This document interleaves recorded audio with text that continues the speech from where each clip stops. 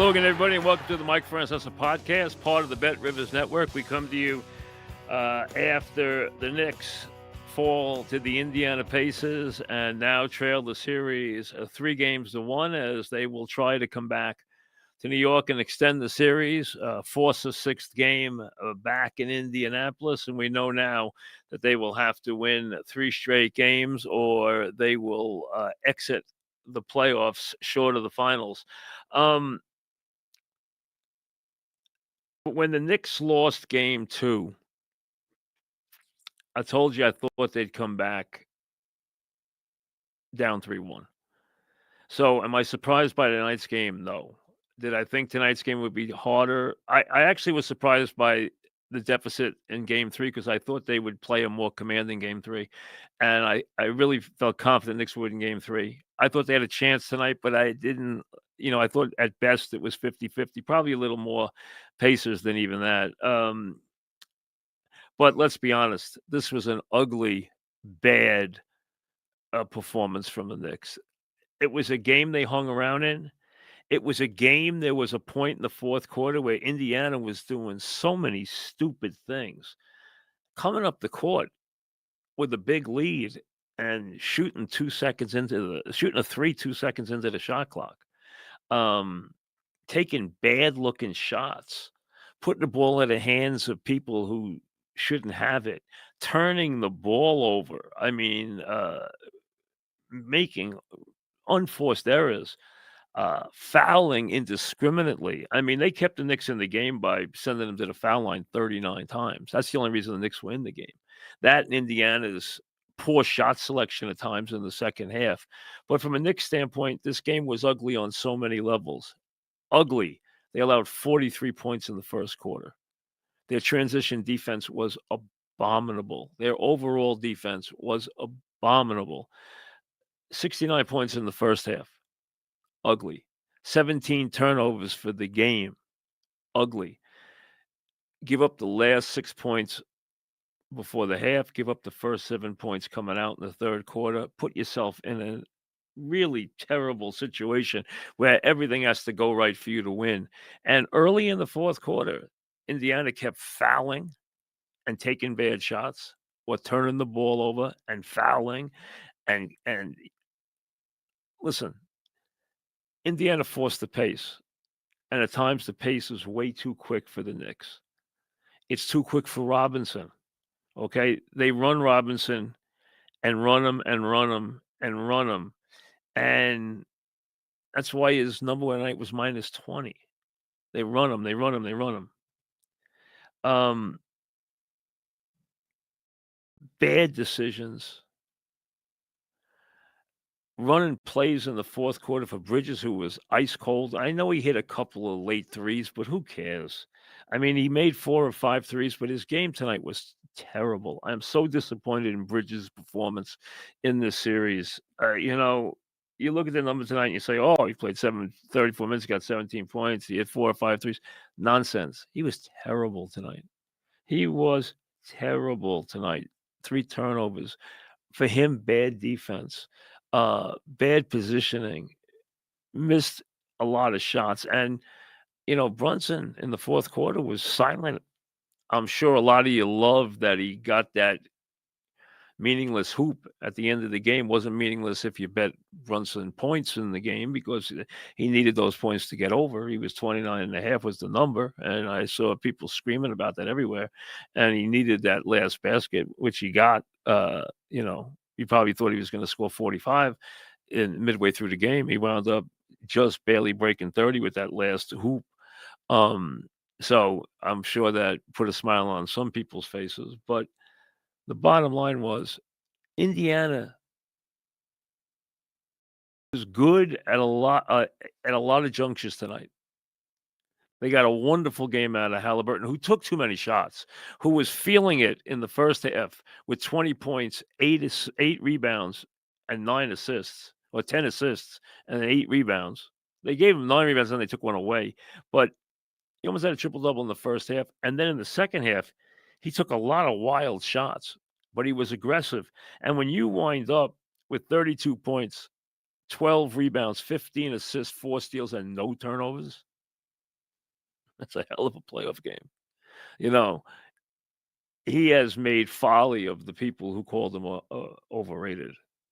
I mean, he really has. I don't love everything about his game, but when the guy goes out and puts up 32 points and 12 rebounds and 15 assists and 4 steals and no turnovers, you tip your hat. You absolutely tip your hat. That's all there is to it. The Knicks have certain things they can't handle in this series. Do they have a problem when Brunson and Towns are on the floor? Yes. But they have a problem defensively anyway against Indiana because Indiana plays at a pace that they can't handle, and Indiana has depth, and they bring guys off the bench. And this wasn't a vintage McConnell game tonight. He didn't dominate the ball, which he usually does as far as scoring. He took 4 shots. He actually had 1 wiped out, or he would have been 4 for 5, but he went 3 for 4. He had, like, 3 assists, but he turned the ball over a couple of times, and he was kinda passive because of the fact that, Mathurin, who is a guy who can go to another team and become a big-time scorer. He had 20 points in 12 minutes. But at the end, he took a couple of wild shots because he was feeling it, but he got to the line. You got a guy come off the bench, play 12 minutes, and get to the line 11 times in 12 minutes. I mean, that's insanity. Insanity. I mean, he put up 20 points in 12 minutes off the bench. That was absolutely deadly for them, and they've had someone come off the bench and hurt them every night. They can't handle what Indiana does. Indiana runs them off the floor. They score off makes. The Knicks don't balance their floor balance is I'm not even sure the Knicks know what floor balance is anymore. They get beat on transition time and time again. They get beat with the fast break. The fast break points in this series are like 80 to 20 or something. I mean, and Knicks got a couple tonight, but Indiana just gets them time and time and time again. And the Knicks pick and roll defense is atrocious. And, I heard Stan say at the end of the game, well, Knicks have got to, stop turning the ball over and clean up their pick and roll defense. How are they going to clean up their pick and roll defense? They can somewhat protect Brunson when Towns isn't out there. They can somewhat protect Towns when Brunson's not out there. When they're both out there, there's not much you can do. Plus, they're having trouble with the other guys. They have nobody who matches up with Siakam. Siakam's killing them. They're getting beat with speed moves throughout. And Indiana sets the pick and roll and then hunts and pecks till they get the matchup they want. And they go to town on the matchup. And it keeps working. And it works time and time again. And there was a point there in the fourth quarter. Knicks had it down to 6. There was still enough time on the clock. And Indiana was cooperating with some lousy half-court offense. Stupid plays. Bad offense early in the shot clock. Turnovers. Bad shots. Quick shots. And the Knicks were right there. But they couldn't get over the hump. They couldn't make a play offensively. They couldn't make a play defensively. They'd get a turnover. They'd get a bad shot. They'd miss a free throw. They'd give up an offensive rebound. I mean, just ugly. And the fourth quarter, let's be honest, was just a bad basketball quarter. Both ways. Both teams played badly in the fourth quarter. It was just a bad basketball quarter. That's all there is to it. Indiana played well at times in this game. They played well going into the half. They played well in the first quarter. They played well going into the half. They played well coming out of the first half with that 7-0 run. But they were bad in the fourth quarter. Bad shots, bad decision making, but they made enough plays. Siakam hit a crucial 3 to put him up 9. And they made enough plays. And Knicks got a couple of shaky whistles, but don't make it about the whistles because this is past the whistles. Listen, you can't complain about the officiating when you're the Knicks and you're on the road and you shoot 39 free throws. Now, nobody wants to see the two teams shoot 71 free throws in the game. But it was a game with, there's a lot of fouling going on. There's a lot of contact going on, a lot of fouling going on. No question about it. Absolutely no question about it. Knicks did a good job. They out-rebounded them on the offensive glass. They got 39 free throws, but they turned the ball over too many times, and they turned the ball over out front. And the Knicks still, there's too much one-on-one. One-on-one from Brunson, one-on-one from Towns. Indiana had 29 assists. They had 17, the Knicks. Indiana's ball movement at times can be exquisite. And tonight, I thought Indiana played a very poor offensive fourth quarter, a very dumb, very sloppy, for them, a very poor offensive fourth quarter. I thought they really did some things that were quite puzzling, but they were able to keep their distance and get their victory. And now they're 3 games to 1 up. Is the series over at 3 games to 1 up? No. Is it going to be a lot to ask? Yes. It's going to be very hard for the Knicks, who just are not very consistent and do not match up well against this team, to beat a team 3 straight times when they don't win at home, when they don't have any enough distinct advantages over this team. And this team hasn't lost 2 games in a row in the playoffs, and the Knicks now have to beat them 3 straight times.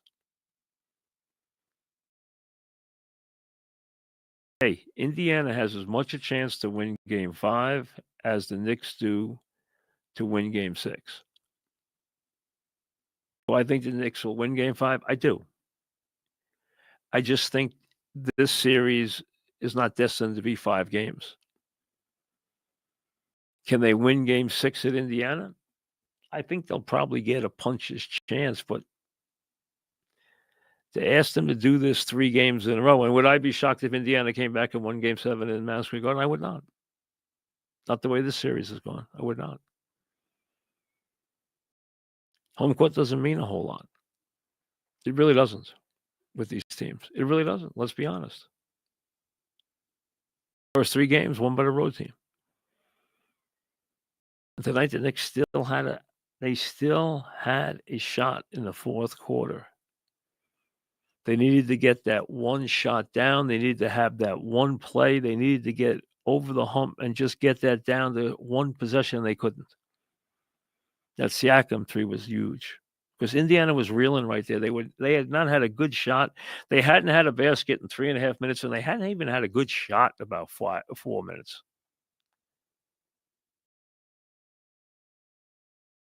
For a good offensive team that did not play well down the stretch there. And there was a very distinct chance they were going to let him back in the game.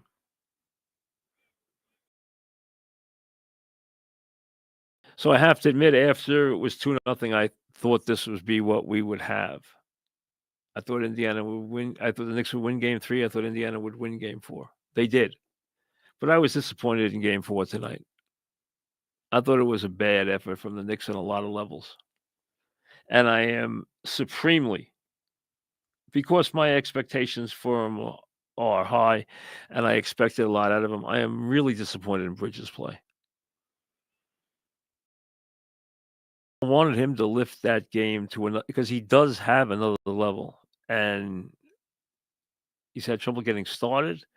He's had trouble matching up, and I mean, the Knicks went to him a bunch of times right in a row, and he kept missing what were shots that would have made a difference.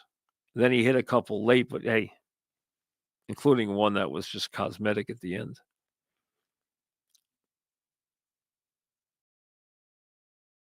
It's hard to say a guy scores 31 points and you're not impressed with his play, but be honest. Brunson hasn't been great in the series. We know that. The defense is killing them. The defense has been so poor. Indiana tonight again shoots 50% from the floor. You know, 3 out of 4 games, the 3 they win, they've shot 50% from the floor. Tonight from 3 was pretty much even. Indiana makes 13. Knicks make 12. No real blood there. Foul line, Indiana goes 27 of 32. Knicks go 33 of 39. 33 of 39 in a row is a lot of free throws. Little plus Knicks there. Knicks got more offensive rebounds. Indiana got more turnovers. And Indiana turned those turnovers into fast break baskets. A lot. Because the turnovers, a lot of them came at the top, and out top, those turned into layups and dunks. Disappointing performance. Really was. Really was. The better team won tonight, but they left the door open. The Knicks couldn't come through it. They left the door open in the fourth quarter, and the Knicks couldn't come through it. Have I seen teams come from 3-1 down when they have games 5 and 7 in their building? Of course I have. Absolutely have. Now this is about 1 quarter at a time. This is about going out and getting a lead in the first quarter in the Garden in Game 5. This is about taking command in your building and trying for once to get a game where you can work from a comfortable margin, which is very difficult for them to do, especially the way they play defense against this team. Nothing comes easy. Absolutely nothing.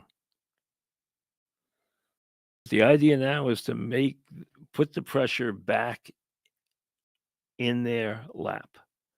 Make them come back and play a game 6 in Indiana and put the pressure right back in their lap. That's the idea now. You came here, got a victory, so you guaranteed there was going to be a Game 5 at Madison Square Garden. Tried to get the series knotted up, couldn't do it. Does that mean it's over? It does not. Does that mean it's going to take a very, very, and underline, very tall order? Yes. Knicks are not better than this team. These teams are close. These games are close. Yes, it was a different series if the Knicks didn't have a catastrophic loss in Game 1, but they did. It doesn't matter now. It's over. Yes, this is a different series if they won that game, but you know what? They didn't. They had a loss for the ages. And obviously, if they lose this series, they're going to talk about that one and the one that got away for a long time. They're going to say, hey, we couldn't lose that Game 1. It's a different series if we win it. Well, you know what? No one cares about that now because you didn't win it. So now you have to turn around and do something special. That meant you were going to have to do something special in this series. They stayed alive. And now the special part begins. 3 games, 3 wins. Otherwise, it's go home. But you don't look at it that way. You can't look at it that way. For the Knicks, it's 1 possession at a time. 1 quarter at a time. Then 1 game at a time. That's the only way to look at this. Come home and win a Game 5. And push the pressure right back squarely onto Indiana. This is the Knicks in Indiana. Neither team goes quietly into the night against the other. The team that's down in the Knicks Pacers series always seems to have another surprise for the team that's up. That's the history of this series. That's why I think we will be back in Indiana for a game 6, despite the fact the Knicks have been so poor at home.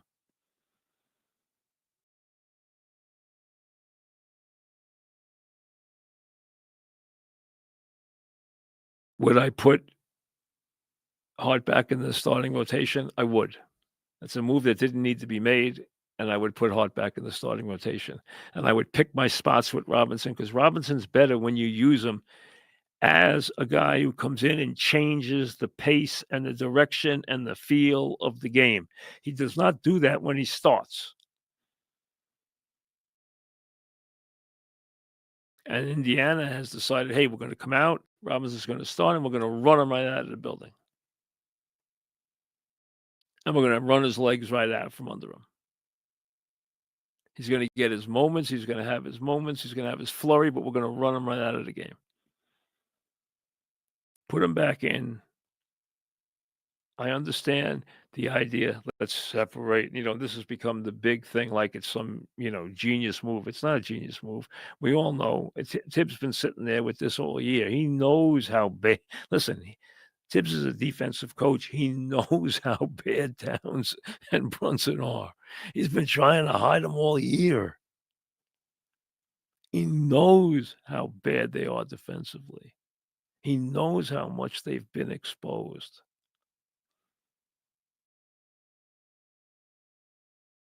They have to do what they can do. And that means start them, get Robinson in the second 6 minutes of the first quarter, get Towns in to start the second quarter while you sit Brunson for 6 minutes. Now you've kept them apart for a quarter. And then you pick your spots with Robinson and with the matchups the rest of the way. But there's going to be times they're going to be on the floor together. There's no way around it because you can't minimize the two guys' minutes.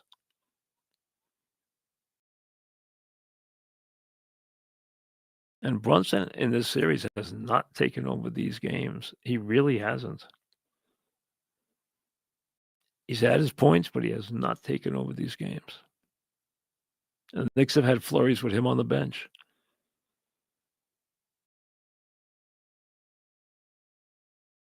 If Tibbs wants to have a defensive unit for 2 or 3 or 4 minutes to go out there and change the pace of this game and shut down this team, I think that's a positive.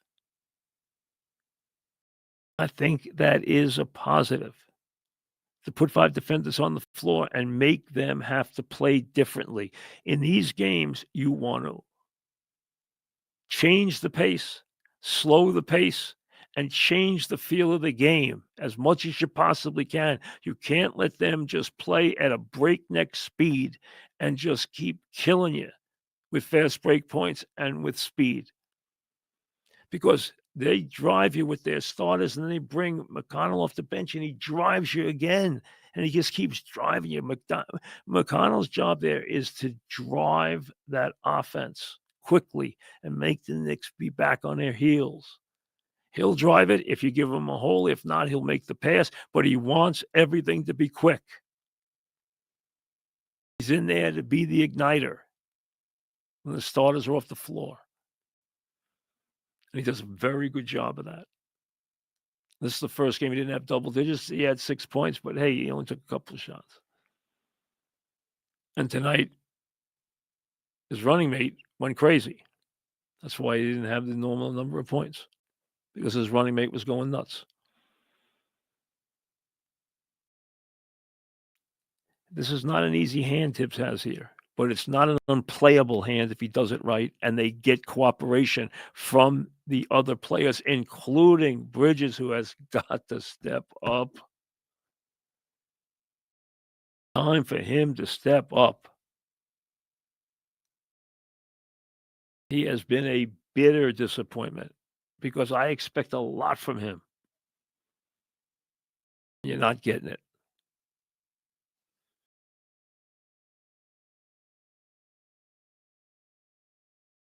Hey, Obviously, Indiana's in a commanding position in this series, but it's not over. One game at a time. Right now, just come back and win a game and force a game 6. And then, hey, anything is possible. And like I said, the team that's down, a team that looks like it's flat on its back, always seems to have one last surprise for the other team in this series. That's the nature of this rivalry, and it's a good rivalry. It's a rivalry with roots. It's a rivalry with history.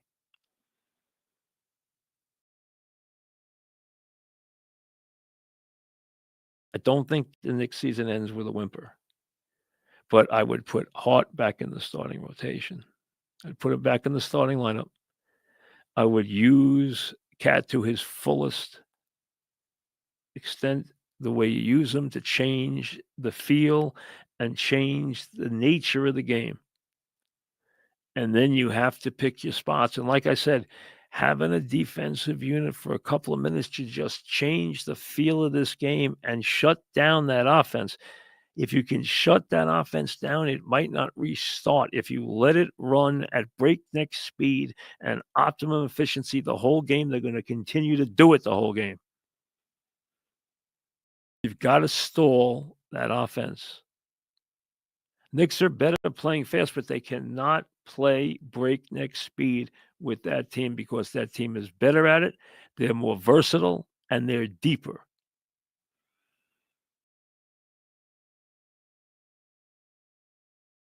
And the Knicks have got to take care of the basketball, and that starts with Brunson. Take care of the basketball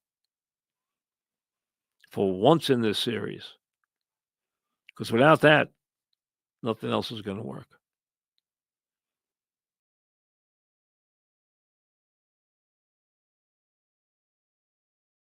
Hey, I had hopes that maybe I'd be wrong and it'd be 2-2. I'm not at all surprised it's 3-1. And like I said, I think the Knicks will see Indiana again. We'll see you later.